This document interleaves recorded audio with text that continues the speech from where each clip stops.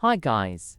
Tonight we'll walk into one of the most haunting memories of the Second World War, Omaha Beach, but not from the usual angle. This is not the story of generals or maps, but of a single German soldier, whose quiet thoughts and tired eyes saw the morning of June 6, 1944 unfold in ways history books rarely capture. You will hear what it was like to stand in a concrete bunker, waiting, listening, and feeling the weight of a storm that was about to arrive. This is not about glory, but about survival, silence, and the strange calm before chaos. But before we begin, if you're someone who loves slow, curious dives into forgotten worlds, tap the like button, subscribe, and let me know in the comments where you're watching from. I'd love to get to know my viewers better. I remember that morning beginning in an almost unreal stillness. The sea stretched out wide and pale, with a thin mist that clung low to the water. My post was inside a bunker set high on the cliffs, and through the narrow slit of the embrasure, I could see the gray horizon merging with the sky. The air was damp, and the concrete walls around me seemed colder than usual, carrying the smell of oil, rust, and damp sandbags. My uniform felt heavy with moisture, and I shifted my rifle from one shoulder to the other, more out of habit than need.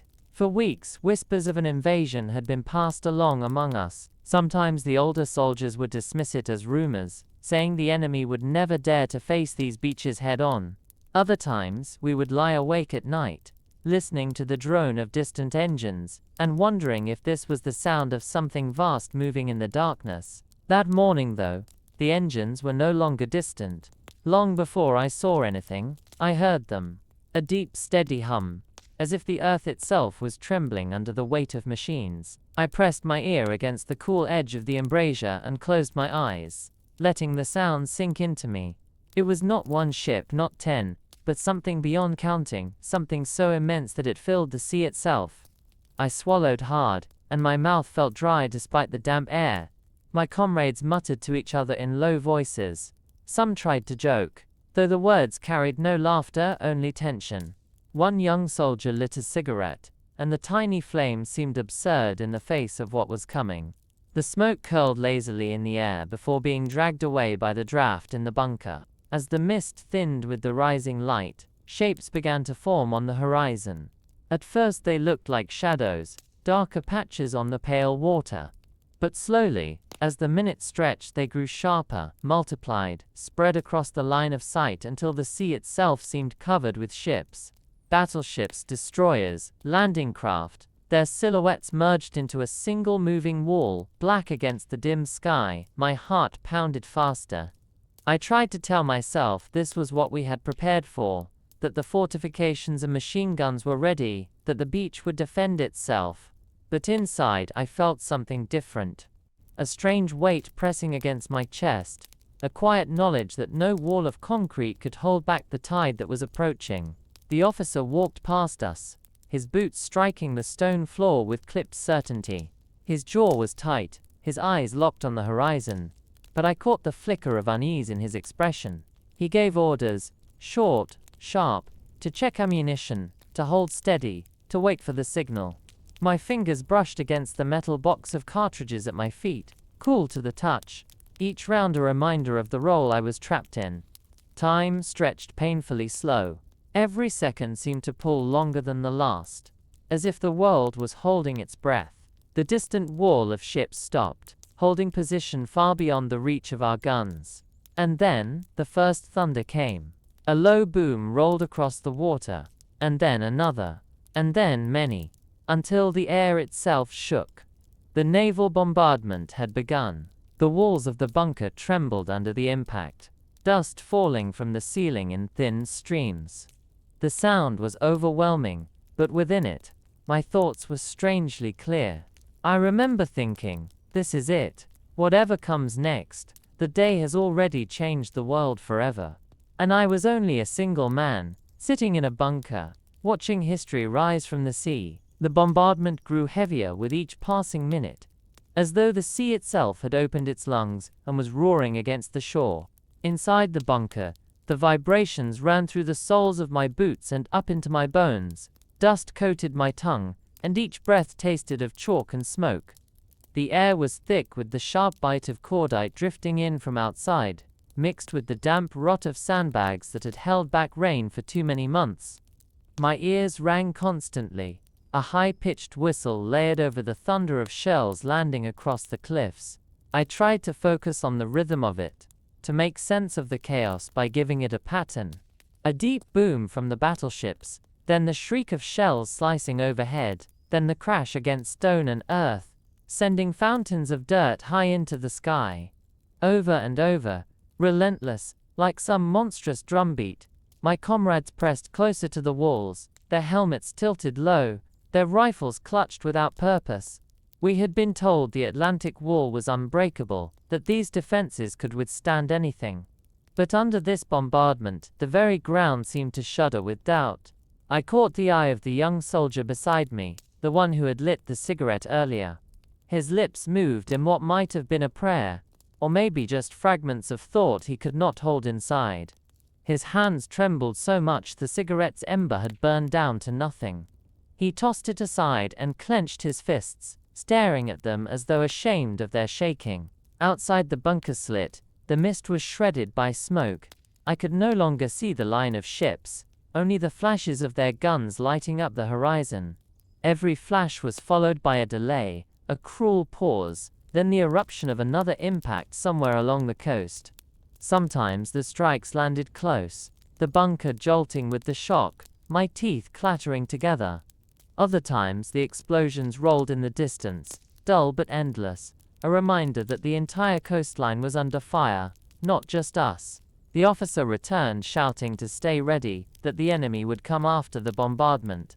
His voice cracked, and though he tried to hide it, we all heard it. He knew as well as we did, that this was unlike anything before. I thought of home then, a quiet street, the sound of church bells on a Sunday morning, the way my mother's hands smelled faintly of bread flour. Those memories came unbidden. Like a shield my mind raised against the reality around me. I tried to hold them, to wrap myself in them, even as the bunker shook again and again. Then, after what felt like hours though it could only have been minutes, the thunder shifted. The heavy guns slowed, and in the silence between their echoes, a new sound rose. A low mechanical rumble, multiplied thousands of times. Engines, boats moving in the water. I leaned forward, squinting through the narrow slit, and my breath caught. Out of the smoke, like shadows emerging from a storm, the landing craft appeared. Rows upon rows, their square shapes cutting through the waves, carrying men straight toward the sand. It was a sight both unreal and terrifying, as though the horizon itself had split open and spilled an army into the sea. My stomach tightened, my hands grew damp against the grip of my rifle. This was the moment we had been told would come, but no words, no training, no orders could prepare for the sheer scale of it. Thousands of soldiers, packed into metal boxes, carried by the tide toward us. The officer shouted again, ordering us to positions. My comrades scrambled, loading belts into machine guns, bracing themselves behind sandbags, setting their eyes on the water. I stayed where I was for a heartbeat longer, staring at the endless line of boats, and wondered if any human wall could stand against the sea when it chose to rise. Then I forced myself to move, to take my place, to grip my weapon and wait, as the invasion of Omaha Beach came closer, with every passing second. The sound of the engines grew louder, echoing across the water until it seemed the whole sea was alive with a single steady growl. I pressed myself close to the narrow slit of the bunker, my eyes straining through smoke and haze. The landing craft advanced in rows, one after another, their steel hulls cutting through the gray waves. The sight was so vast, so overwhelming, that it no longer looked like boats but like a moving wall of iron and men. My hands rested on the cold metal of my rifle, though I hardly felt it. All I could sense was the pressure in my chest, the thudding of my heartbeat too fast, too heavy. Around me, the bunker had grown quieter, despite the chaos outside. My comrades, who had been muttering and shifting only moments earlier, now stood stiff and focused, their faces pale under their helmets. The machine gunners checked their weapons again and again, pulling back bolts, feeding belts of ammunition, as if the ritual itself could give them steadiness. I could hear the officer moving behind us, his boots ringing against the floor, his voice repeating the same words. "Hold. Wait for the signal. Do not waste fire." His tone was firm, but I could feel the edge of urgency hiding beneath it. The bombardment had scarred the cliffs outside, leaving fresh craters and torn wire. Smoke drifted across the beach, and for a brief moment, the scene looked almost unreal, like a painting smudged by ash and dust. Yet in that haze the invasion drew closer, undeniable, unstoppable. When the first boats neared the shallows, I could finally make out the figures packed inside. Rows of helmets, hunched shoulders, rifles clutched against chests. Men crouched together, some with heads bowed, others staring forward into the unknown. They looked small against the sea and sky, yet together they were a tide that could not be turned back. The officer raised his hand, and a sudden stillness spread among us. Even the pounding in my ears seemed to pause, as every man in the bunker leaned forward, waiting. The signal came sharp and short. In that instant, the quiet broke. The machine guns roared to life, their rattling bursts tearing through the smoke. The sound filled the bunker, a violent rhythm that shook the walls and numbed the senses. I watched as lines of water splashed high around the boats, bullets striking metal, waves and men. The cries of the soldiers below carried faintly up to us, mixed with the grinding of engines and the hiss of surf. Some boats slowed, some veered, others kept pushing forward, their ramps ready to drop. I fired my rifle for the first time, the recoil jolting my shoulder, the shot disappearing into the storm of noise around me. It felt mechanical, distant, as if my hands moved, but my mind hovered elsewhere. I could no longer tell where fear ended and duty began. The landing craft hit the sand. Their ramps fell with a metallic crash, and men poured out, stumbling into water and gunfire. They moved in waves, some falling instantly, others pressing forward, their dark shapes scattered against the pale beach. The sea itself seemed alive with splashes, smoke, and the shadows of men fighting to reach the shore. For a moment time lost its shape. Everything was sound and movement. The endless hammer of the guns, the shouts in German and English, the waves crashing, the cries of the wounded. Yet even in that chaos, a part of me stepped outside of it, watching with a strange calm. I realized then that the battle had become larger than us, larger than anything we could control. We were no longer soldiers holding a beach. We were fragments of history, swept into a tide no man could stop. The first waves of men had reached the sand, and the beach below us turned into a storm of motion. Through the haze I could see them scattered in every direction, some crawling forward on their bellies, others sprinting and then dropping suddenly, their helmets bouncing loose. The surf dragged at their legs, pulling at their packs, slowing them down as machine guns tore across the waterline. Our own weapons rattled constantly, the sound so sharp inside the bunker that it seemed to carve the air itself. Empty casings clattered against the floor, rolling under our boots as belts of ammunition fed endlessly into the guns. My ears burned with the noise, and even when I paused to reload, the ringing continued as if the guns were still firing inside my skull. Yet the soldiers kept coming. No matter how many fell, others pressed forward, stepping over bodies, dragging comrades, pushing themselves into the shallow craters carved by the naval shells. The smoke was heavier now, mixing with the salty mist, curling into the bunker through the firing slit. It smelled of burnt powder, seawater, and something darker, something I could not name but felt in the back of my throat. My eyes watered, and still I leaned forward, firing again and again, though the figures below often blurred in the shifting smoke. I could not tell if my shots mattered. It seemed impossible to stop such a flood.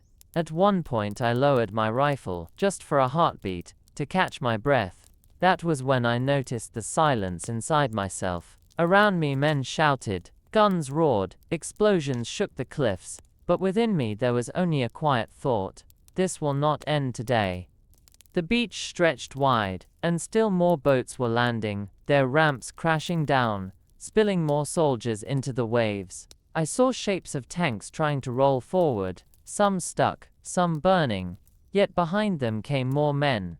The tide carried them forward whether they willed it or not. Our officer shouted again, his face red, his hands pointing toward the beach. His commands blurred together, part of the storm of sound. My comrades obeyed, shifting fire, adjusting angles, focusing on the dark clusters of men gathering behind obstacles. Yet even as we fought, I felt the weight of inevitability. No matter how strong our wall, the tide was rising higher, and the sea brought more with every minute. I thought of the horizon I had seen that morning, the endless line of ships, and understood that what was in front of us now was only the beginning. My hands trembled as I reloaded, the cartridges slick with sweat and grit. I pressed them into the rifle, forcing myself to keep moving, to keep acting. But deep down, I knew I was only a fragment in something vast. The invasion had come, and the beach itself seemed to pulse with it, alive with noise, smoke, and endless human will pressing forward. The longer the battle raged, the more the world outside blurred into fragments of sound and color. My eyes burned from the smoke, and every time I blinked I saw only streaks of gray and red, as if the air itself had been painted by fire. The surf on the beach foamed pink with seawater and sand churned together. And still the soldiers came. Their helmets bobbed as they crawled forward, rifles clutched tight, some carrying nothing but the weight of their bodies. Our machine guns kept firing, their barrels glowing hot, smoke rising from the muzzles like breath from an exhausted beast.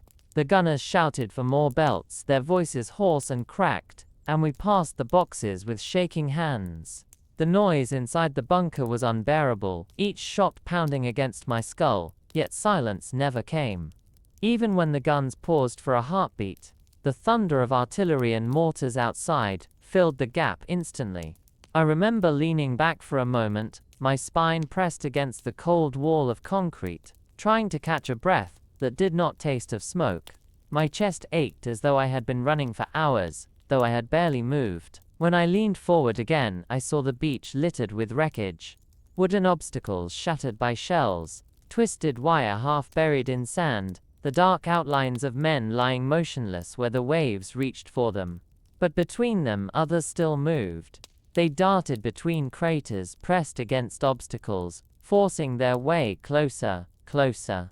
The sea behind them was alive, with more boats, more ramps crashing down, more soldiers spilling out into the surf. It was endless, a tide that could not be pushed back. I thought briefly of the stories told in the barracks, how the Atlantic Wall would stop any assault, how the enemy would never dare face such defenses. Yet here it was, not a rumor, not a story, but the truth crashing against us with every wave. And no wall felt strong enough now. Our officer barked orders again, though his voice cracked with strain. His face was streaked with sweat and dust, his helmet tilted low as he pointed toward groups of men trying to gather at the base of the cliffs. The gunners swung their weapons, bursts tearing through sand and smoke. The cries of men rose faintly over the roar, carried by the wind, but muffled by the storm around us. I gripped my rifle tighter, fired when I could see a shape through the haze, then pulled back to reload. The motions felt mechanical, as if my body acted on instinct while my mind floated elsewhere. I thought of how small I felt, how small we all were compared to the enormity unfolding before us. It was no longer a battle of soldiers, but a struggle of seas and tides, of numbers too vast to count. The weight of history pressed heavy on my shoulders, and I knew even then that whatever happened, this day would never be forgotten. The smoke outside thickened until the beach seemed like a shifting shadow, shapes moving in and out of sight with every gust of wind. The sound of the sea was drowned out completely, replaced by the constant hammer of weapons, and the heavy thud of explosions shaking the cliffs. I wiped grit from my eyes and tried to focus, but my vision swam with the dust. Still, I leaned into the slit, pulling the rifle tight against my shoulder, firing into the blur of movement below. Each shot felt smaller, weaker, swallowed instantly by the noise of the machine guns and mortars. My comrades fought with the same stubborn rhythm, feeding belts, clearing jams, shouting for more ammunition. Their hands were blackened with powder, their faces streaked with sweat, yet none stopped. None dared to pause for more than a breath. The officer stalked behind us, his voice harsh and sharp, pushing us to hold our ground, but his words no longer carried certainty. Even he could see the beach filling despite our fire. Craters littered the sand like open wounds, but inside each one men found shelter. They crouched low, waited for the bursts to pass, then ran forward again. Some carried stretchers, some dragged the wounded, some only carried themselves, but together they pushed closer, yard by yard. I could not help but marvel at their persistence. No matter how many fell, more came. The sea seemed endless, its waves carrying not water but men. At one point, I caught sight of a soldier below raising his head just long enough for our fire to glance past him. He ducked again, pressed into the sand, then pushed forward, crawling with desperate determination.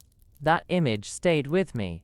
One figure among thousands, refusing to stop despite the storm above him. My own hands trembled as I reloaded, the cartridges slipping for a moment before I forced them into place. I tried to steady my breathing, but it came shallow and ragged. I told myself to focus, to follow the orders, but inside, something shifted. It felt less like defending, and more like standing against the tide itself, like trying to hold back the ocean with my bare hands. Behind me, the bunker walls groaned under the bombardment. Chips of stone fell in thin streams, dust covering our shoulders and helmets. The ground itself seemed unsteady, as if the cliff might collapse under the punishment. Yet still we held our posts, because there was nowhere else to go. No retreat, no escape. Only the bunker, the guns, and the endless flood before us. I realized then that fear no longer came in sharp bursts. It had settled deeper, into something quieter, heavier.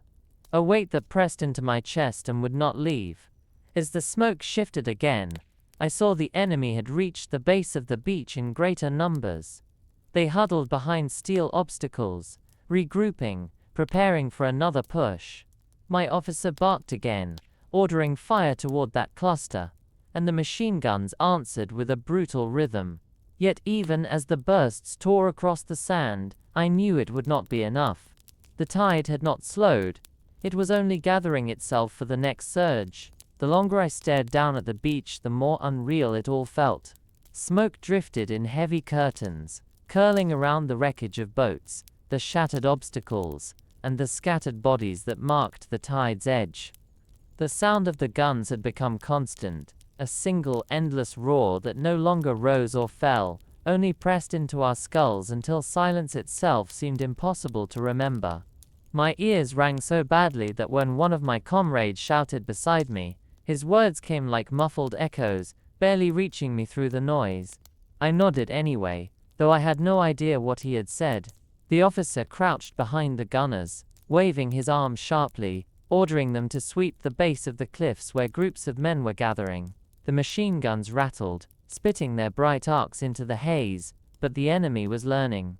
They hugged the ground, used every crater, every block of shattered metal, every shadow to move forward. Some fired back in short bursts, though most simply pushed ahead, their bodies pressed low into the sand. My hands ached from the constant recoil of the rifle, the bruising weight against my shoulder. Yet I kept firing, because the alternative was to sit and wait. Each shot blurred into the next, the rhythm of reloading and firing as mechanical as breathing. And all the while, more boats kept coming. I caught glimpses of them through the smoke. New waves crashing down their ramps, men stumbling into the surf, some cut down instantly, others crawling through the water as if the sea itself fought them. Yet still they came. The realization struck me with quiet force. Nothing could stop them. Not the guns, not the walls, not the fire raining down. They were too many, too relentless, and the horizon still carried more. I felt a strange calm with that thought, almost like resignation. Around me the bunker shook again, as another shell landed close. Chunks of stone rained down, stinging my neck. One man cursed and wiped blood from a shallow cut on his cheek, but he did not move from his post. None of us did. Where could we go? Behind us was only the narrow tunnel leading deeper into the defenses, but retreat was not spoken of. Our duty chained us to this view of the sea, and the sea gave no mercy. For a moment I allowed myself to think of home again, not the street or the bells this time, but the simple quiet of lying in bed, hearing the creak of the wooden roof when wind passed outside. It was such a small sound, ordinary, but now it felt like something from another world. I wanted to hold it, to keep it alive in my memory, because everything around me seemed built only of noise and fire. Then, the shouting outside grew louder. Through the smoke I saw figures breaking forward in greater numbers, rushing past the obstacles, some even reaching the slope at the bottom of the cliffs. My stomach tightened, and I gripped my rifle harder. The officer's voice cracked above the roar, ordering us to concentrate fire there. We obeyed, but already I knew. The beach was no longer ours alone. The enemy had set their feet upon it, and they would not be driven back. The slope at the bottom of the cliffs became the new focus of every weapon we had. Machine guns rattled without pause. Rifles cracked in steady rhythm, and mortars thumped from hidden pits farther back along the line. Yet no matter how much fire we poured into that narrow strip of sand, the enemy clung to it like shadows. They crouched low, moved in bursts, and each time the smoke drifted, they seemed closer. My eyes burned as I tried to track them through the shifting haze, firing whenever I caught a glimpse of motion. Sometimes I saw helmets glinting, sometimes only the blur of bodies pressing forward, but the shots always felt too late. Around me the men were worn thin already. Their voices cracked when they shouted, their hands fumbled with ammunition, their shoulders sagged beneath the weight of constant fire. The gunners cursed as barrels overheated, forcing quick changes, while others dragged boxes of cartridges from the back of the bunker. The air was so thick with powder that each breath felt like swallowing ash. Still, no one stopped. It was as though movement itself was the only thing keeping fear at bay. The officer paced behind us, his words sharper now, less commanding and more desperate. He barked numbers, coordinates, curses, anything to keep us focused, but the edge in his voice betrayed the truth. He too saw the beach filling, the tide of men refusing to break. Outside, explosions carved deeper into the sand, sending fountains of earth high into the air. I could hear faint cries carried on the wind, voices not in my language, sometimes sharp with pain, sometimes hoarse with effort. They mingled with our own shouts until the sounds became indistinguishable. It was no longer us and them, only a storm of human noise rising against the cliffs. For a brief moment I lowered my rifle, pressing the heel of my hand against my eyes. Behind the lids, flashes of light burned from the gunfire, ghostly after-images that would not fade. I breathed in dust, coughed, then forced myself back to the slit. The sight that greeted me froze my chest. More landing craft had reached the shore, their ramps crashing down, releasing yet more soldiers. The beach was already crowded with movement, but the sea kept feeding it. Endless lines of men spilling forward. I thought of the word wall again. The Atlantic Wall, the fortress we were told, could never be breached. Looking out at that living tide, I realized the wall was not stone or concrete, but us. Flesh and bone holding against steel and sea. And walls made of flesh could not stand forever. My rifle shook slightly as I lifted it again, the weight suddenly heavier than before. I fired once, twice, the shots lost in the roar, and I told myself I would keep firing as long as I could. But deep within I already knew. The beach belonged to them now, even if they had only begun to take it. The hours began to blur together, though in truth only minutes had passed since the first boats touched sand. The bunker walls shook again and again, each impact sending fine cracks across the concrete, dust raining down like dry snow. My throat was raw from the smoke, My lips cracked from the salt carried on the wind. I swallowed hard, but the taste of metal lingered, as if the air itself had turned into iron. Outside, the enemy pressed higher up the beach, their movements no longer scattered but coordinated. Small groups crawled forward, covering each other with bursts of fire.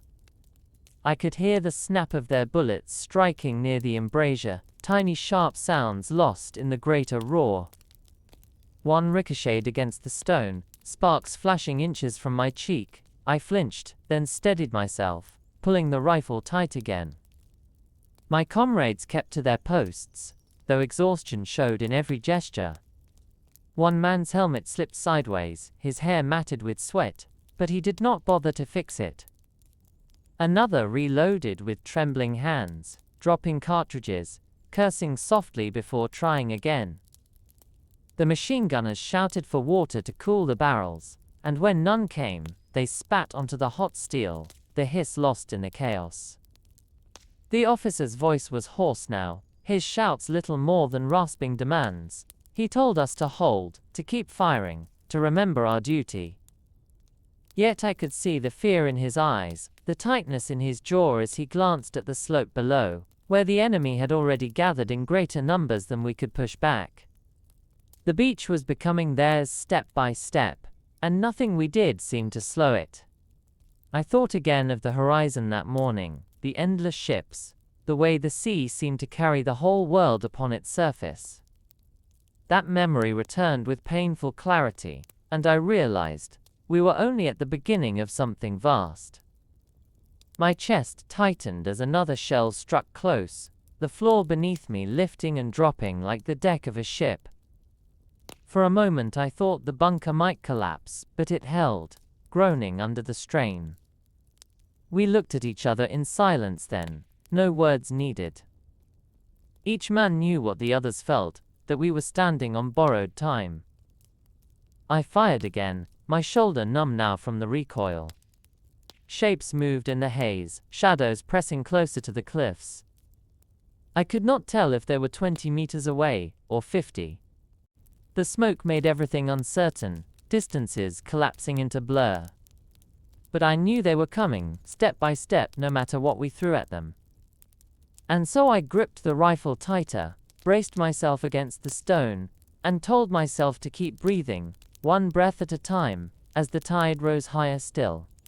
By now the beach below no longer looked like sand but like a shifting sea of men, smoke, and wreckage. The craters left by naval shells had become shields for the advancing soldiers, each hollow filled with helmets and rifles that rose only long enough to fire before sinking back down. From above it was a scene of constant motion, as if the ground itself was alive and crawling toward us. Our machine guns rattled endlessly, but their rhythm was slower now. Belts were running low, barrels overheated, and the gunners' faces were gaunt, their eyes red from smoke and strain. Each burst cut into the mass below, yet for every figure that fell, two more seemed to take its place.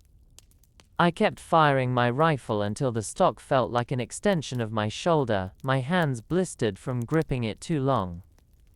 The officer shouted himself hoarse, pacing behind us, trying to pull every last ounce of strength from the men. But his voice no longer sounded like command, it sounded like survival.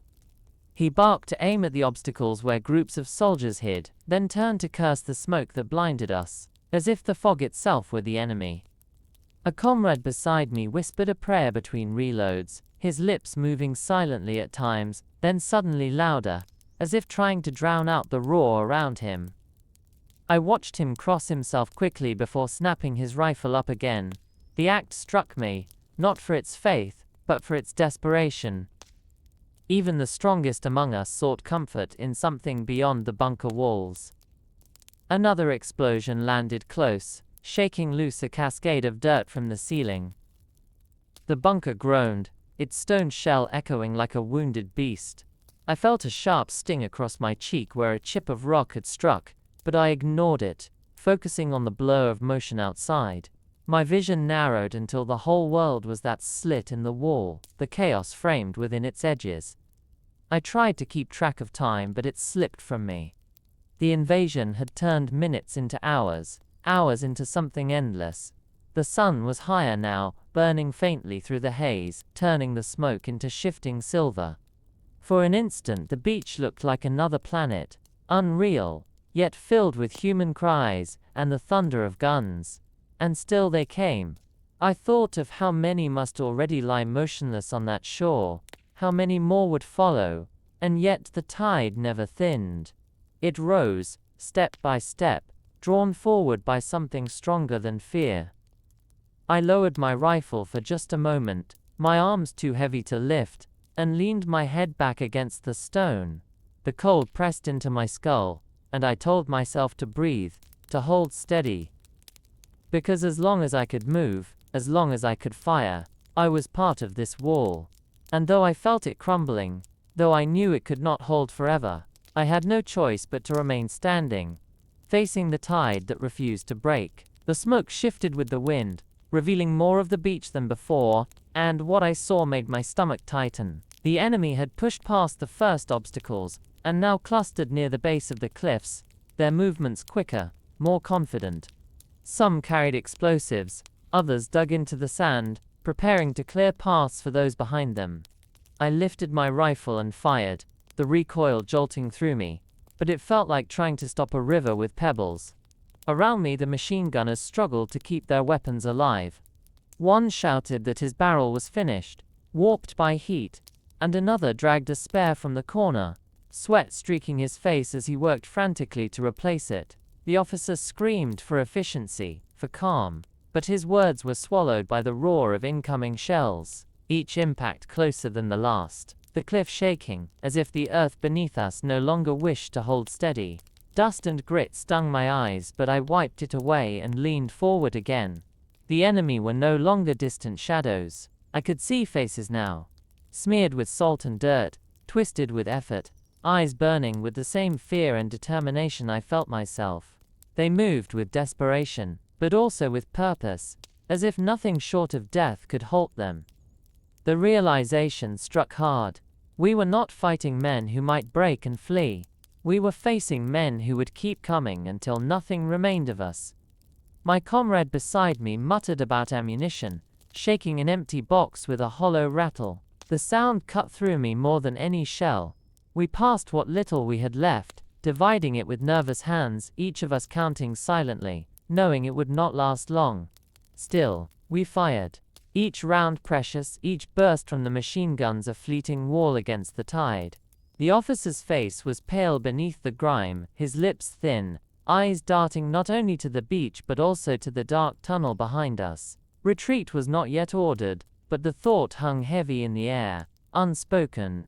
Another explosion struck, closer still, and the bunker groaned, stones cracking under the force. I staggered back, ears ringing, vision spinning. When I steadied myself, I saw that part of the embrasure edge had splintered, chunks scattered across the floor. It felt as though the bunker itself was bleeding, piece by piece. Outside, the beach roared with new life. More landing craft had arrived, their ramps dropping with mechanical certainty. Men poured out, endless, unshaken by the carnage waiting for them. The sight was overwhelming, like watching a forest grow in minutes, each figure another branch spreading toward the cliffs. I forced myself to breathe slowly, to steady my rifle again, to focus on one target at a time. It was all I could do, all any of us could do. Yet deep down I knew the truth. No matter how many we struck down, the tide was already too high. The bunker had grown unbearably hot despite the damp air outside. Every weapon we fired turned the small space into an oven of smoke and sweat, and each breath tasted of iron. My uniform clung to me, soaked through, and my hands were raw from reloading over and over. The machine guns beat like drums, their rhythm broken only when barrels failed or belts ran dry. Each pause was filled instantly with shouting, curses, and the frantic clatter of men trying to keep the weapons alive. I felt the weight of exhaustion pressing on me, but the sight outside forced me to move. The enemy now surged in greater numbers, filling every crater, every obstacle, every strip of cover they could find. They no longer came only in scattered lines but in clusters, pushing forward with a unity that seemed impossible under such fire. I could see them dragging ladders, explosives and tools, preparing for the cliffs themselves. The officer shouted for concentrated fire, his voice nearly broken, but we obeyed. The machine guns swept back and forth, my rifle cracking between their bursts, yet the smoke made every shot uncertain. Figures appeared, vanished, then appeared again, always closer. One of my comrades slumped suddenly against the wall, his rifle sliding from his grip. I turned to see his helmet tilted back, blood seeping down his temple from a splinter of stone. He was breathing, shallow but alive, though he made no sound. Another man dragged him aside without pause, returning instantly to his post. There was no time to grieve, no time to think. The battle demanded every second, every movement. The ground shook again as more shells struck the cliffs. Stones rained down from the ceiling, sharp edges slicing into uniforms, helmets ringing with the impacts. The air grew thicker still, dust mixing with smoke until even the inside of the bunker blurred. My throat burned as I coughed, but I forced myself back to the embrasure. Outside, the sea was still crowded with ships. It was as if the horizon itself had split open and poured men endlessly onto the beach. The realization tightened in my chest. This would not stop until they had taken the cliffs. There was no limit to their numbers, no pause in their advance. My fingers cramped on the rifle, my shoulder numb, yet I kept firing, each shot blending into the endless storm. I thought of time again, how strange it had become. Perhaps only hours had passed, but it felt like days, years, an eternity of thunder and fire. The sun now hung higher, casting a pale light through the haze, turning the smoke golden at its edges. For a moment it almost looked peaceful, a strange beauty in the chaos. Then another boat grounded, another ramp fell, and the peace shattered again into shouting and gunfire. I clenched my teeth, braced against the stone, and told myself to endure one more moment, then another still. Because that was all survival had become, holding on through each breath, each shot, each heartbeat, as the tide climbed ever closer to where we stood. The air outside was no longer the soft mist of dawn, but a choking storm of smoke and sand. The beach had transformed into something unrecognizable, a battlefield where every inch carried the weight of men, steel, and fire. I leaned forward through the embrasure, my eyes straining to pierce the haze. Shapes emerged, vanished, then returned again, always closer. It was no longer possible to count how many soldiers filled the shore. They seemed endless, a tide swelling without pause. Our guns rattled until the barrels glowed faintly in the dim light, each burst carving only momentary gaps in the mass below. The officer shouted for discipline, for fire to be measured, but desperation made liars of us all. Men fired wildly at movement, unable to resist the urge to strike back at the endless advance. I forced myself to focus, to breathe slowly, to steady the rifle before each shot. Yet even then doubt gnawed at me. Whether the bullet mattered, whether it reached its mark or was swallowed by smoke and sea. Beside me a comrade coughed hard, bent double, his lungs raw from the stinging air. He wiped his mouth with the back of his hand and returned to his weapon without hesitation. Another man muttered curses under his breath, his words cracked with fear, but his hands never stopped feeding the gun.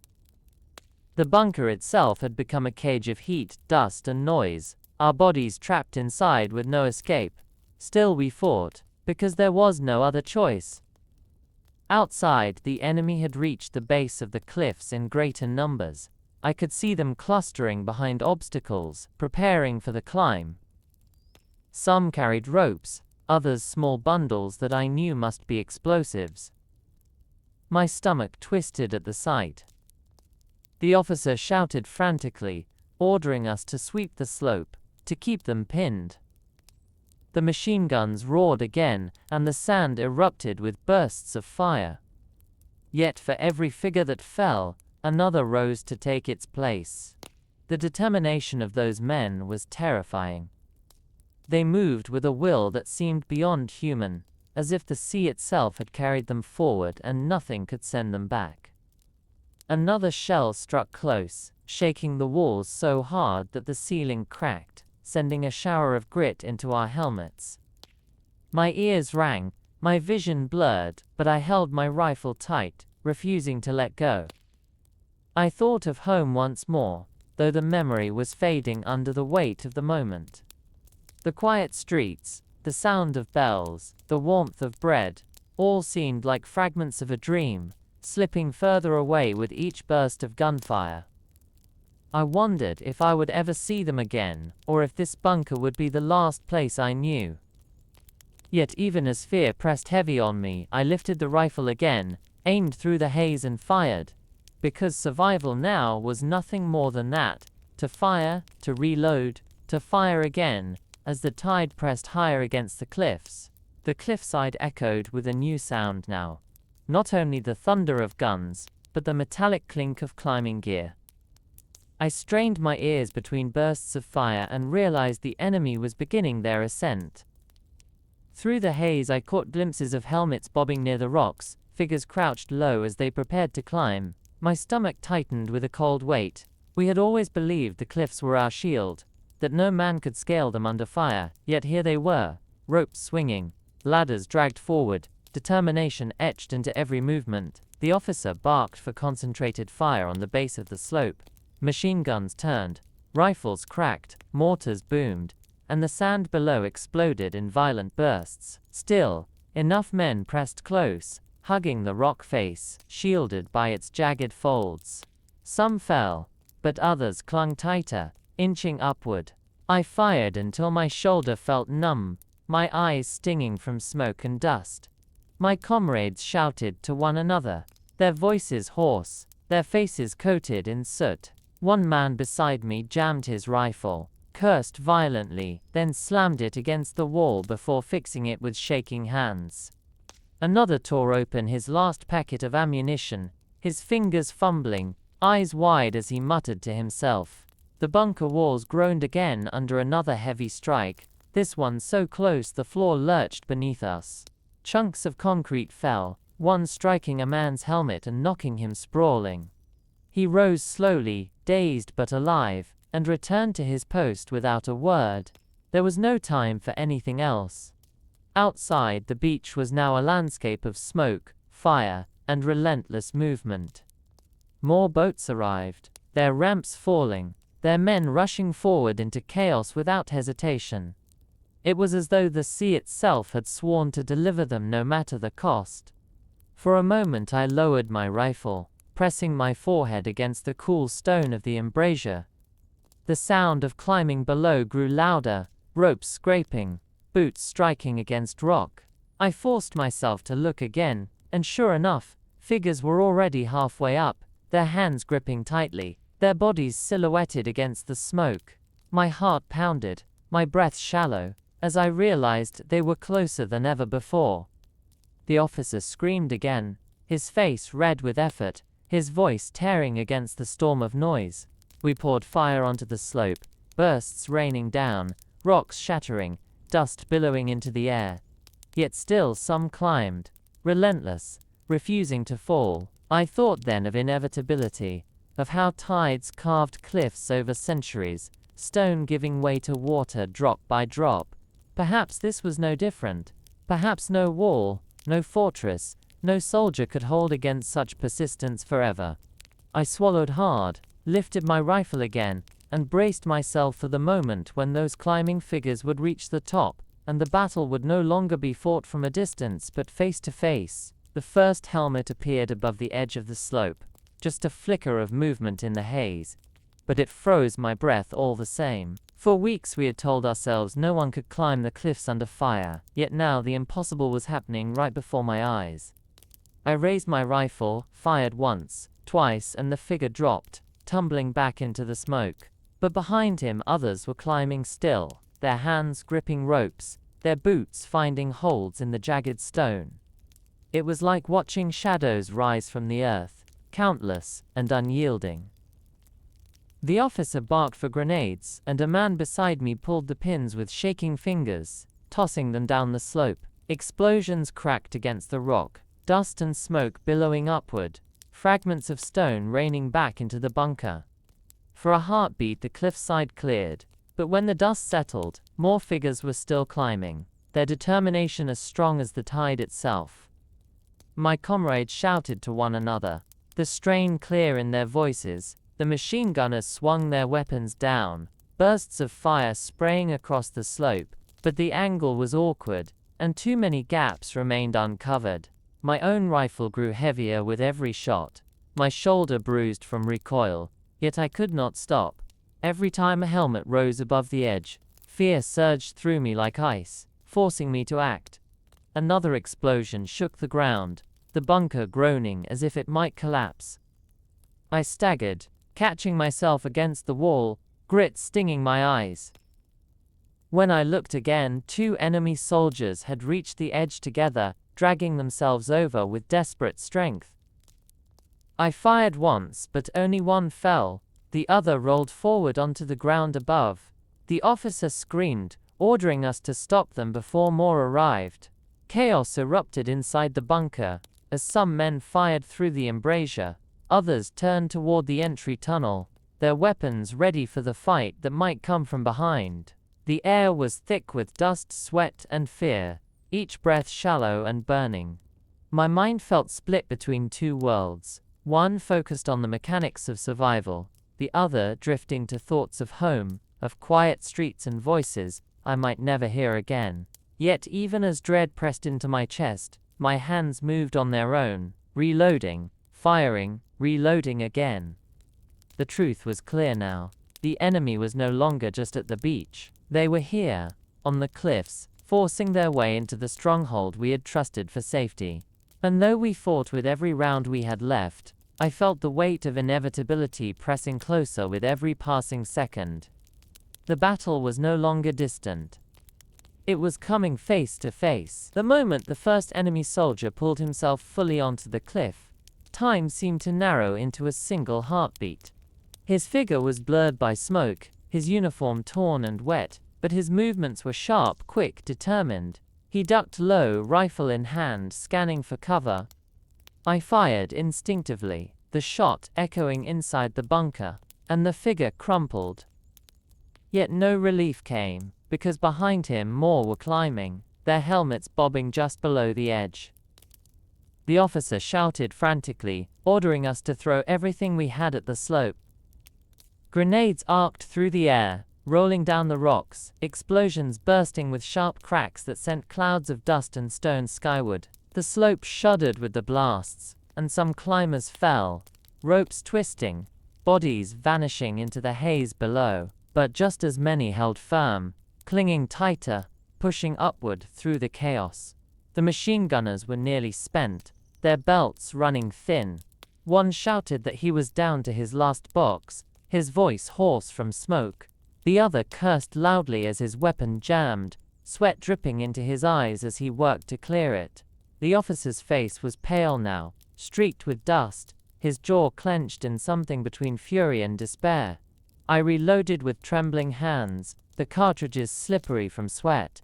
My shoulder throbbed with each shot, but I forced myself to keep firing, because hesitation now meant more soldiers reaching the top. The sound of boots striking stone grew louder, echoing through the smoke, until it felt as though the cliffs themselves were alive with movement. Another figure appeared, then another, dragging themselves over the edge. We fired into them, the air filled with bursts of gunfire, the acrid sting of powder thick against my tongue. Some fell instantly, others dropped to the ground and crawled forward, seeking cover.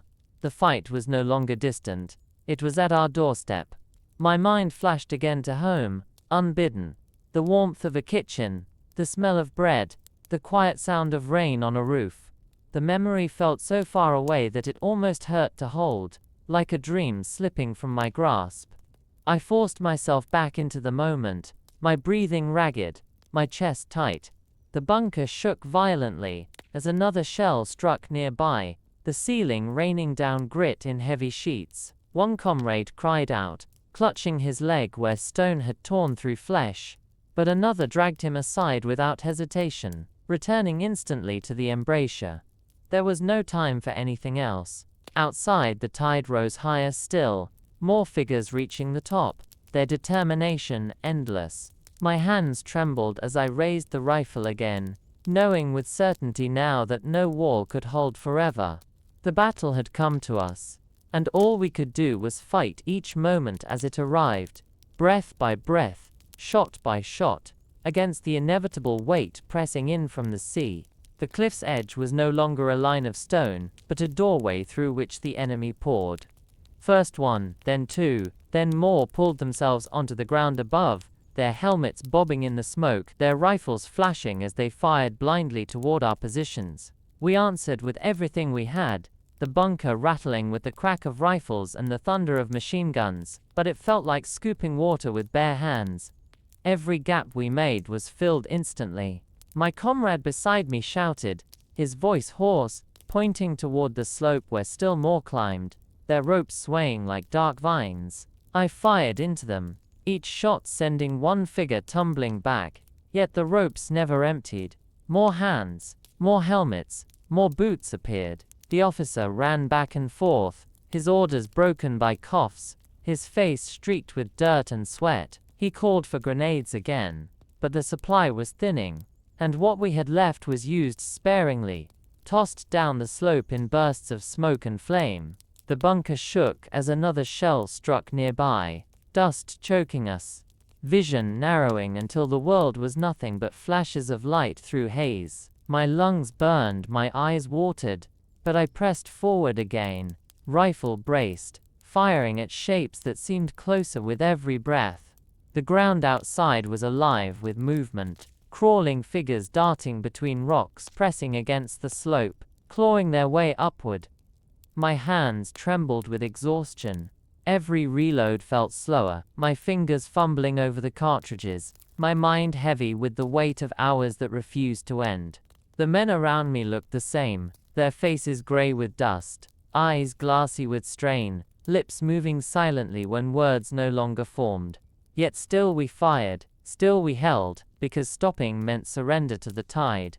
For a brief instant, the smoke thinned, and I saw the beach in its entirety. It stretched wide and long, filled with men, wreckage, smoke and fire. The sea itself still glittered with ships, more than I could count, their silhouettes black against the pale horizon.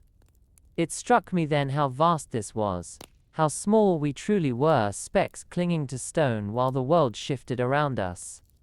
My chest tightened, but I forced myself back into the present, my shoulder pressed against the embrasure, my rifle raised once more. The officer's shout broke through the thunder.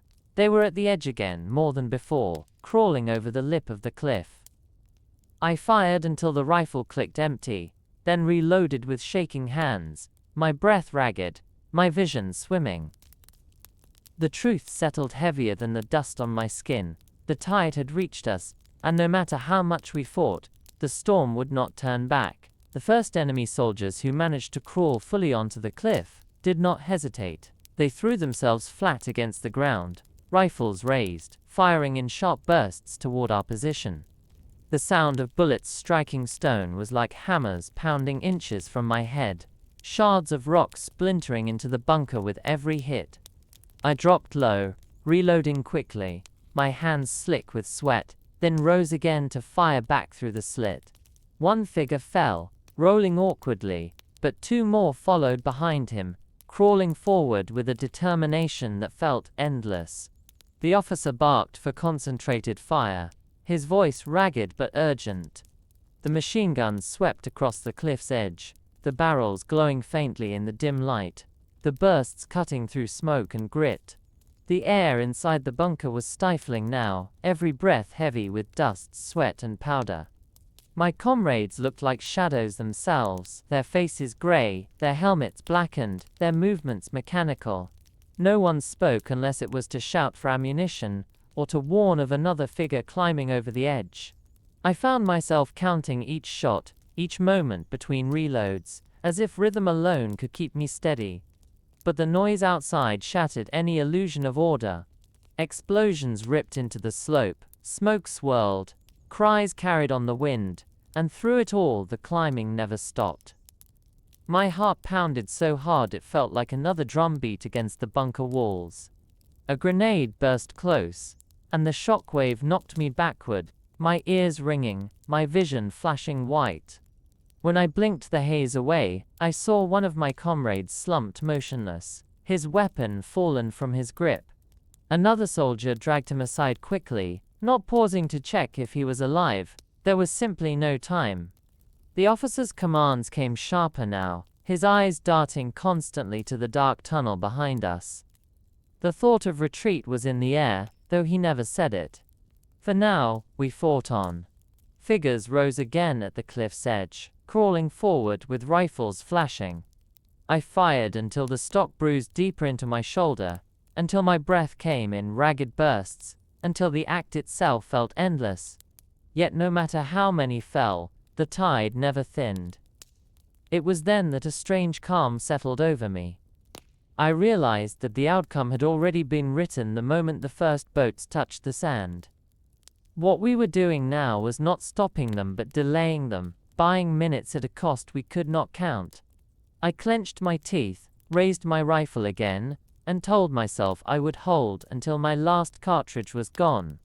Because though the tide was unstoppable, I had no choice but to stand and face it, moment by moment. As the cliffs trembled beneath our feet, the fight at the cliff's edge turned into a grim rhythm, almost like breathing. Figures appeared through the haze. We fired, some fell, others pressed forward, and still more climbed. The machine guns rattled in harsh bursts, the sound shaking the bunker until the stone itself seemed to vibrate. My rifle felt heavier with each reload, the metal slick in my hands, the wood digging painfully into my shoulder. I had long since lost count of how many rounds I had fired. Around me the men looked like ghosts, hollow-eyed, grey with dust, their movements automatic, as if their bodies fought while their minds drifted elsewhere. The officer shouted constantly, his voice a rasp, his throat raw.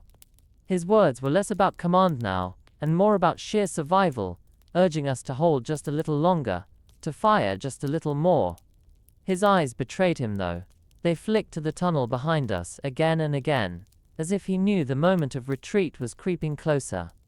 Outside the slope was alive with noise and motion. Explosions burst in clouds of dirt, rifles cracked from below, and grenades thundered against the rocks. I leaned forward through the slit, coughing from the smoke, my eyes stinging. Through the shifting haze I saw enemy soldiers crouched against the cliff face, throwing ropes upward, shouting to one another as they climbed. Their determination seemed endless, their movements steady even under fire. It was like watching the sea rise, slow, certain, unstoppable. A comrade beside me fired until his rifle clicked empty. He reached for another cartridge box, but his hands found only splinters of wood. Empty. He stared for a moment, then gave a bitter laugh, shaking his head. Another soldier passed him a handful of cartridges, their last between them. We were running low, and everyone knew it. Another shell struck nearby, shaking the bunker so violently that dust poured down in choking clouds. I staggered, pressing my back against the wall, ears ringing. When I looked again, the embrasure was cracked along one edge, thin lines spidering across the stone. The bunker itself was failing, piece by piece. My chest tightened at the sight, but I pushed it down, raised my rifle once more, and fired at the shapes pressing closer.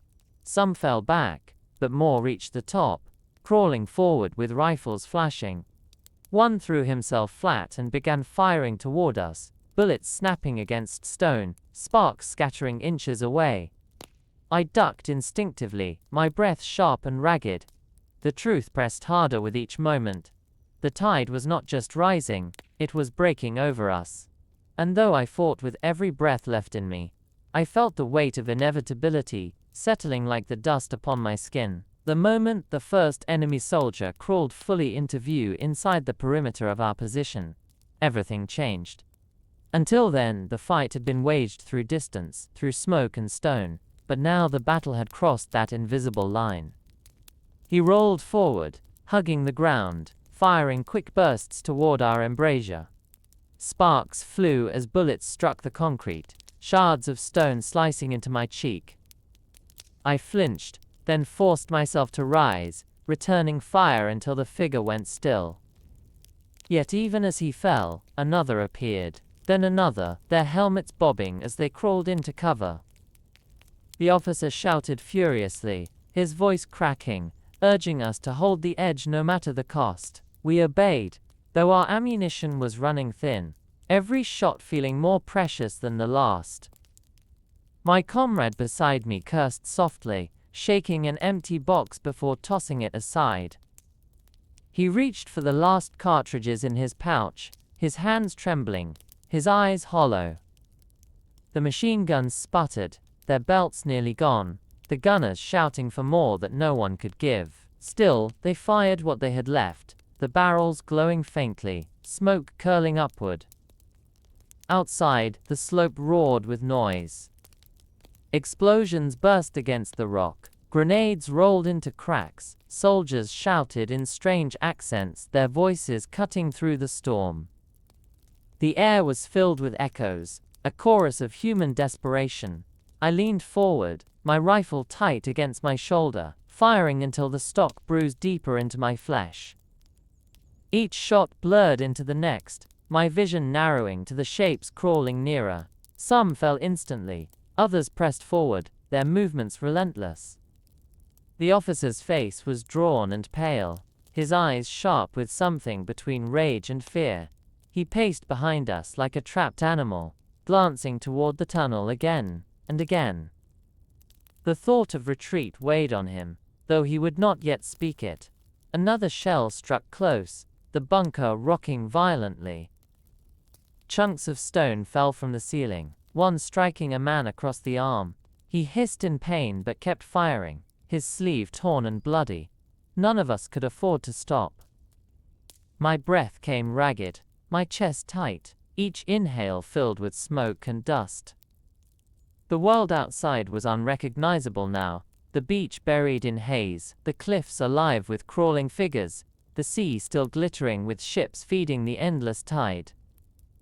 I realized then that we were no longer fighting to hold the beach, we were fighting to survive each moment, each heartbeat, each breath. And though the officer still shouted for us to stand firm, I knew the tide had already broken the wall.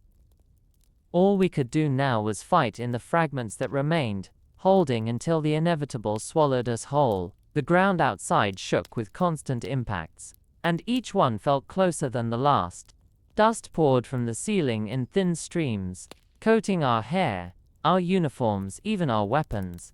My throat was raw from coughing, every breath scraping like sandpaper, but still I fired, because stopping meant letting the tide climb unchecked. Through the slit, I saw enemy soldiers huddled against the cliff, their rifles flashing as they laid down, covering fire for the climbers. More ropes swayed, more helmets bobbed, and every time I struck one down, another appeared in his place. It was endless, mechanical, inevitable. The machine guns spat out their final belts. The gunners, faces grim as they cursed the emptiness of their boxes. When the clicking of dry chambers echoed louder than gunfire, the silence inside the bunker was heavier than any explosion. Men scrambled for whatever ammunition remained, sharing handfuls of cartridges, loading them with trembling hands. The officers screamed for us to ration, to aim carefully, but desperation tore through us all. Each man knew there would be no resupply. This was everything. A comrade near me leaned back suddenly, clutching his shoulder where a fragment of stone had cut deep. Blood seeped quickly, but he waved me off when I reached toward him. "Keep firing," he rasped, his face pale. He pressed his sleeve against the wound and returned to his rifle as if nothing had happened. That moment burned in me, the quiet acceptance that there was no choice but to continue. Outside, the haze shifted for a heartbeat, and I saw the beach below again. It was crawling with men, more than I had ever imagined possible. The sea glittered beyond, still alive with ships, still sending boats forward. It struck me like a blow that the battle had only begun for them, while for us, it already felt like the end. Another figure pulled himself over the cliff, rolling onto his stomach, firing quickly toward our embrasure. Sparks flew as bullets chipped away at the concrete. I answered with my rifle, the recoil jolting me hard, until the figure went still. But behind him, more climbed, silhouettes rising against the smoke. My heart hammered painfully, my hands shaking so badly that I almost dropped the cartridges when I tried to reload. I pressed my back against the stone, forcing myself to breathe slowly, to steady the tremor. The officer barked again, but even he sounded tired now, his voice cracking. His eyes darted once more toward the tunnel, and I knew the moment of retreat was coming, whether he admitted it or not. Still, I lifted my rifle again, leaned into the slit, and fired into the haze. Because until that order came, until there was nothing left to hold with, my place was here, a single man against the tide that refused to break. The officer finally gave the word none of us wanted to hear. His voice cut through the thunder like a blade, sharp and trembling. Prepare to fall back. For a moment no one moved, as if the words had not reached us, as if we could pretend they were never spoken. But then reality pressed harder. Another shell struck close, the bunker groaning, fragments of concrete scattering across the floor. One man cursed loudly, another crossed himself quickly, and then the motion began. Ammunition boxes were dragged toward the tunnel, wounded men lifted clumsily, weapons gathered in frantic hands.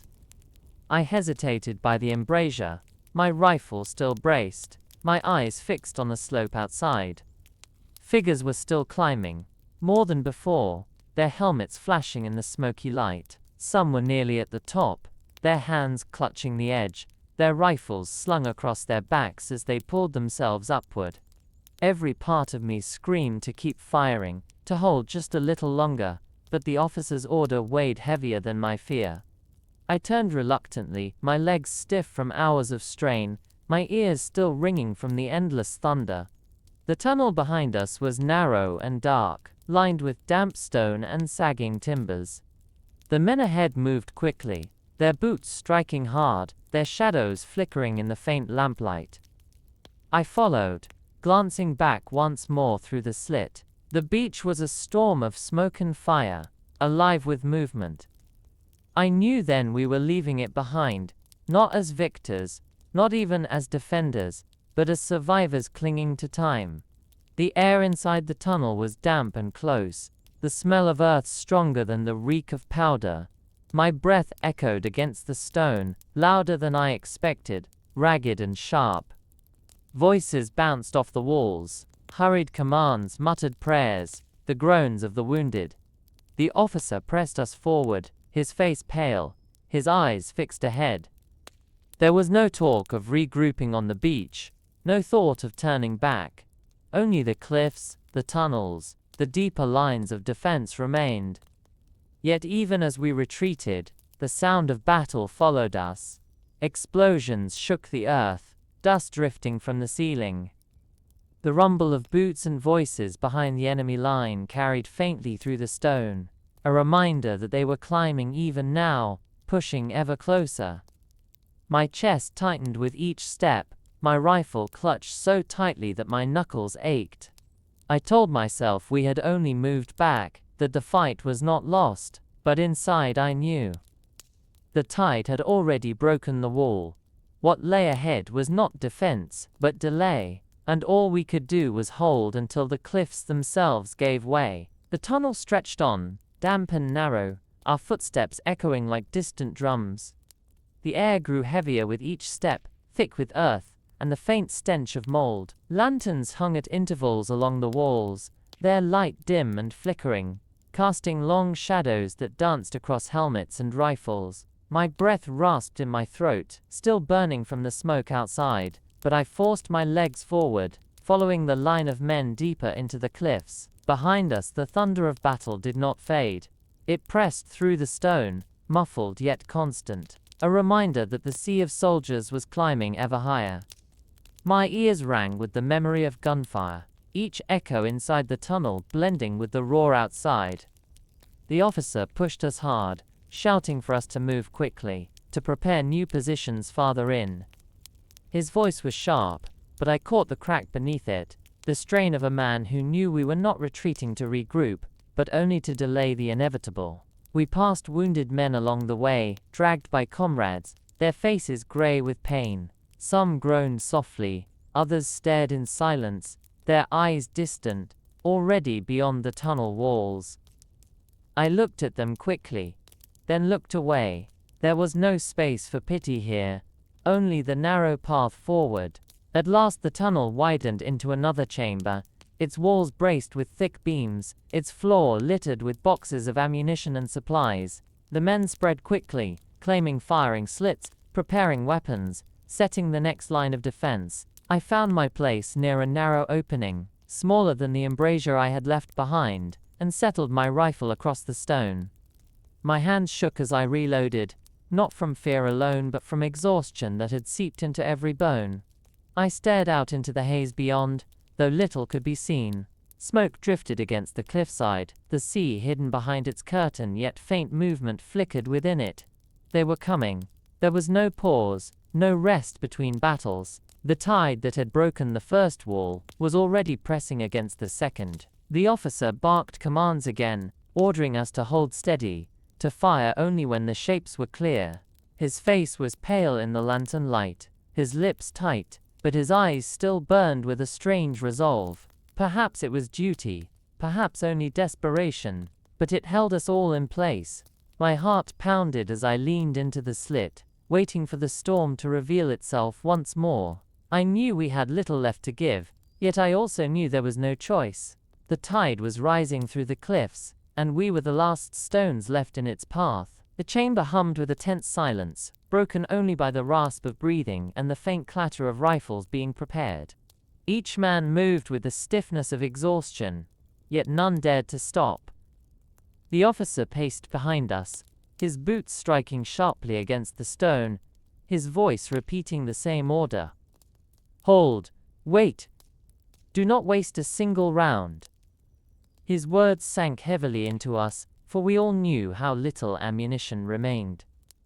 My fingers brushed the few cartridges in my pouch, their weight far too light, yet I forced myself to believe each one could matter. Through the narrow slit before me, the smoke outside shifted, revealing faint movement along the slope.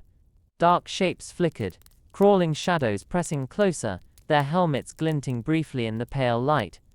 My chest tightened. They had reached the second line already. The machine guns opened first, their bursts tearing through the haze, flashes lighting the chamber in harsh rhythm. I raised my rifle, aimed carefully, and fired. The recoil jolted me, the sound muffled within the roar, but I saw one figure stumble and fall. It gave no relief. For each man who fell, more surged forward, their determination unbroken. The slope itself seemed alive, crawling upward as if the earth were carrying them against us. Around me, the men fired with strained precision, their shoulders bruised, their eyes hollow. The smell of powder grew thick once more, mixing with the damp earth of the tunnel, turning the air into something heavy, choking. I coughed hard, my throat raw, yet I could not step back. The officer shouted again, urging us to hold, his face pale beneath the flickering lanterns. His eyes betrayed what his voice would not. This line too was fragile. Another shell struck close outside, the tunnel trembling, dust raining from the beams above. For a heartbeat, fear surged through me that the cliffs themselves might collapse, burying us alive. Yet still I leaned into the slit, my rifle steady, firing at shapes I could barely see. Minutes stretched like hours, each shot blurring into the next, each reload slower than before. My arms ached, my chest burned, my vision swam, but I pressed on, because stopping meant surrender, and surrender was unthinkable. The enemy pressed closer, their outlines clearer now, their shouts carrying faintly on the wind. I could hear them calling to one another, their voices urgent, relentless. My stomach knotted as I realized they were almost within reach of the new line. I reloaded again, my last cartridges slipping into place with trembling hands. The truth settled coldly in my chest. This wall would fall as surely as the first. And when it did, the tide would sweep into the heart of the cliffs themselves. Still, I raised my rifle once more, whispered a silent promise to hold until the very last shot, and pressed my shoulder tight to the stone. The second line of defense held only for moments that felt stretched into hours. We fired until our barrels smoked, until our fingers blistered from the heat of cartridges, until our throats were raw from breathing dust and powder. Yet no matter how steady our shots, no matter how loud the bursts of the machine guns, the enemy advanced. They crawled between rocks, pressed themselves against craters, then surged forward again.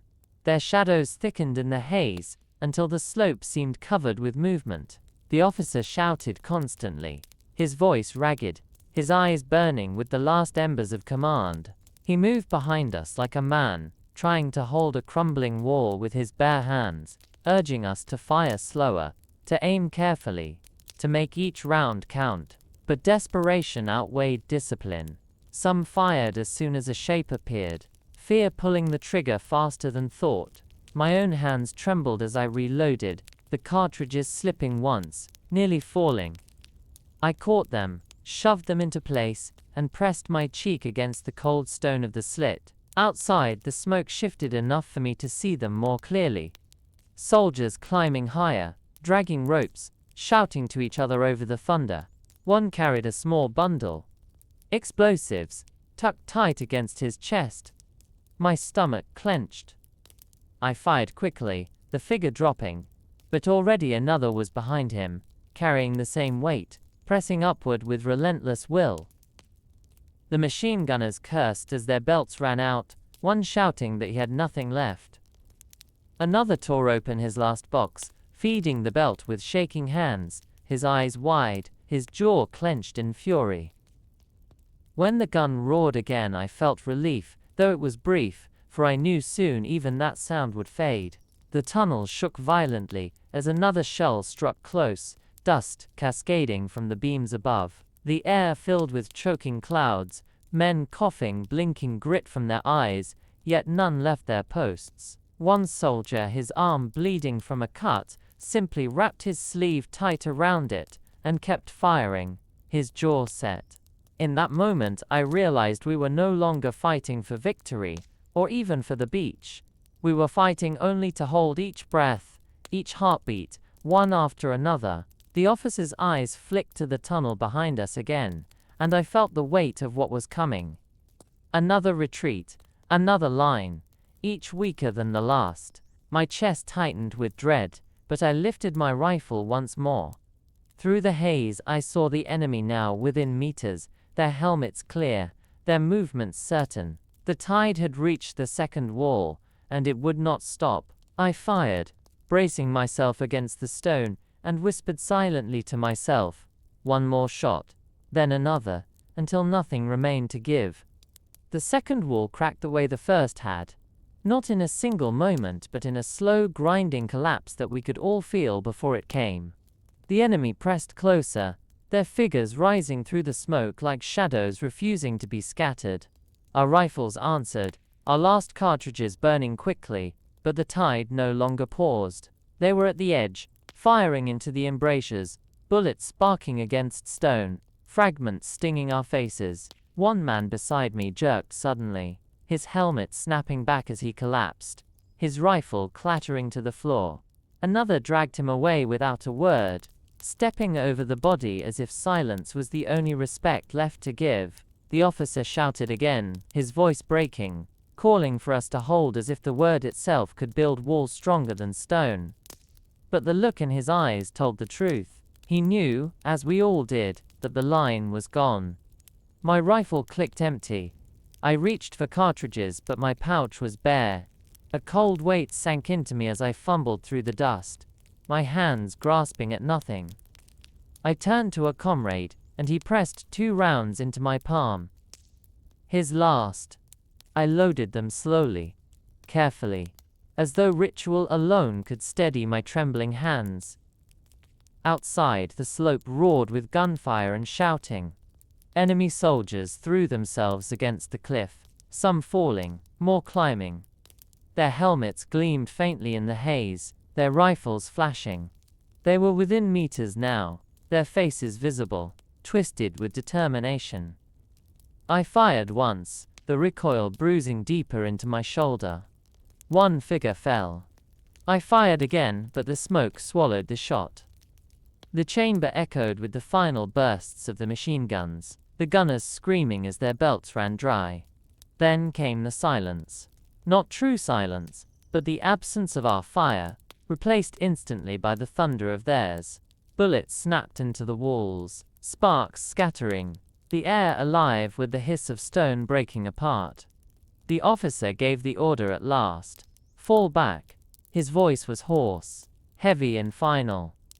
We pulled away from the embrasures, the tunnel swallowing us again. My chest burned, my legs heavy, my ears ringing with the echoes of everything we had lost. As I stumbled into the darkness, I looked back once, just long enough to see the smoke pouring through the openings we had held, the enemy pressing closer with every heartbeat. The second wall was gone, and the tide was spilling deeper into the cliffs. The tunnel swallowed us in darkness, our boots striking the damp floor in a rhythm that sounded too much like retreat. The lanterns flickered weakly, their glow bouncing across faces drawn tight with exhaustion and fear. The officer pushed us forward, his voice rasping in the confined space, urging us to move quickly, to take position at the last defenses carved deeper into the cliffs. My breath came ragged, each inhale filled with the taste of earth and powder that clung to my tongue. Behind us the roar of battle followed, muffled but relentless. The walls themselves seemed to carry the sound, trembling faintly, as if the cliffs were hollow drums. We passed men slumped against the stone, wounded carried on stretchers or dragged by their arms, their faces pale and gray. Some whispered quietly, others stared blankly, their eyes fixed on something far beyond the tunnel ceiling. I forced myself not to look too long. The weight of their gazes was heavier than any shell. At last the tunnel widened into another chamber, smaller than the last, its embrasures narrow slits cut into the rock. Supplies were stacked in the corners, though far fewer than before. Ammunition boxes sat half empty, rifles leaned against the walls, their barrels worn and blackened. The officer spread us quickly, pointing with short, sharp gestures. Each man took his place without a word, settling into the stone, as though into a grave. I crouched by one of the slits, setting my rifle across the edge, my hands shaking as I reloaded, with the few cartridges left in my pouch. The smoke outside drifted slowly past, pale and heavy, carrying faint shouts and the echo of boots against stone. They were close. Too close. My stomach clenched with every sound, every flicker of movement in the haze beyond. A comrade beside me muttered under his breath, repeating the same phrase like a chant, his eyes fixed forward. I could not make out the words, but the rhythm steadied me somehow, a reminder that fear was shared, not borne alone. The officer stood behind us, his face lit dimly by the lantern glow. He no longer shouted, no longer demanded. He only nodded once, as though acknowledging what we all knew. This was the last line. Outside the echoes grew louder. Shadows moved in the haze, crawling, climbing, pressing ever upward. I gripped my rifle tighter, pressing my cheek to the stock, my breath shallow. The tide had reached the deepest wall, and all that remained for us was to meet it, cartridge by cartridge, until the darkness closed around us completely. The first shadows appeared through the slits not long after we had settled. At first they were faint, blurred by the drifting smoke, but then they grew sharper. Helmets, rifles, bodies moving low against the rocks. My heart pounded so loud it drowned even the thunder outside. I raised my rifle, fired, the recoil jolting through me, and one figure dropped, but more pressed on, their outlines multiplying until the slope beyond seemed alive. The chamber erupted in fire. Rifles cracked in rhythm. The few machine guns still functioning rattled desperately, their bursts shorter now, their belts nearly gone. The air filled again with powder and dust, the stench of sweat and earth pressing into our lungs. I coughed until my chest burned, but I did not lower my weapon. My comrades fought with the same grim determination, their faces pale, their eyes narrowed, their hands moving with the stiffness of exhaustion. No one spoke except in short warnings or curses. We all knew words no longer mattered, only fire did. The officer stood behind us, his jaw clenched, his voice breaking as he gave orders. He told us to hold, to make every shot count, but even he must have felt how close the tide had come. Outside, the enemy advanced steadily, crawling between bursts of fire, dragging ropes and ladders, pressing themselves against the cliff. Some fell under our shots, tumbling back into the haze, but others replaced them instantly. It was endless, mechanical, like waves striking stone. My pouch grew lighter with each reload. Soon I had only a handful of cartridges left. I slid them into place, slowly, carefully, my hands trembling as though each bullet carried the weight of hours. I told myself to breathe, to steady, to hold, but fear gnawed at me all the same. Another shell struck close, shaking the chamber, dust pouring from the ceiling. A crack split along one beam, groaning like a wounded animal. The thought flashed through my mind that the cliffs themselves might bury us before the enemy did. Yet even that would not stop them. They would climb over the rubble and keep coming. I fired again, my shoulder numb, my vision swimming from smoke and strain.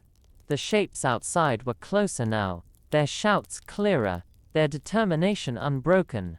My comrade beside me whispered something sharp, then emptied his last rounds in a quick burst. When he reached for more, his pouch was empty. He looked at me, his eyes hollow, then simply gripped his rifle tighter, as if it could serve without bullets. The officer saw it too, his lips pressing thin, his gaze hard. He did not need to speak. We all knew this was the end of the line. The tide had reached the heart of the cliffs, and our strength was nearly gone.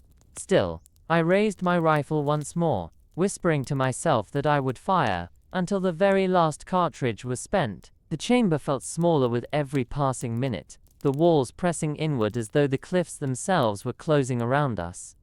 Outside, the enemy was everywhere. Their shouts echoed through the smoke, their boots striking the stone as they climbed higher.